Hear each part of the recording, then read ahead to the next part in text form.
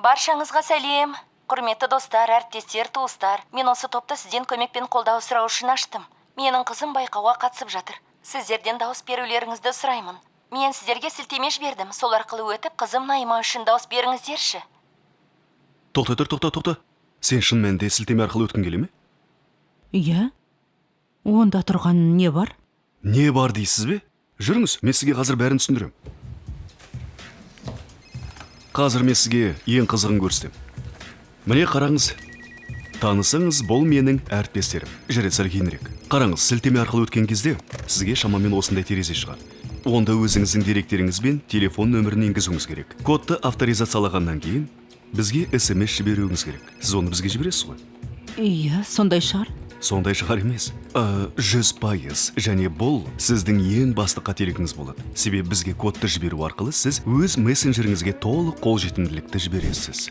Бұл WhatsApp менікі ғой. Бұл сіздің WhatsApp еді. Енді ол біздің WhatsApp. Және сіздің туыстарыңыз, достарыңыз, әріптестеріңіз, сыныптастарыңыз, ата-анаңыз, енді олардың бәрі біздің туыстарымыз бен достарымыз. Енді ең бастысы, біз сіздің WhatsApp-ыңызды талдай бастаймыз. Олармен қалай хат жазысып, қалай сөйлескеніңізді көреміз. Бір сөзбен айтқанда стилистикаңызды таңдаймыз. Және ең маңыздысы, олардан ақша сұраймыз. Олар бізге қалай болғанда да ақша жібереді. Толық сенімділік үшін біз сіздің атыңыздан топ ашамыз.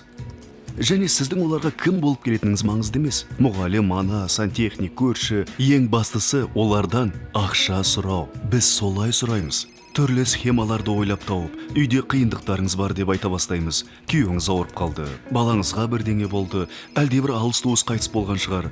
Ең бастысы олардан ақша сұрату. Олар сіз емес екеніне де күдіктенбейді. Олар бұл кімнің есепшоты деп те қарамайды. Ал бұл біздің есепшот болады. Олар бізге ақша жіберген кезде, біз оны өзімізге алып қоямыз. Қалай ойлайсыз? Мен сізге айтып түсіндіргеннен кейін сіз түсініксіз сілтемелер арқылы өтесіз бе? Жоқ. Жоқ. Менің ойымша, иә, өйткені барлықтарыңыз ақымақ және аңқау екенсіздер.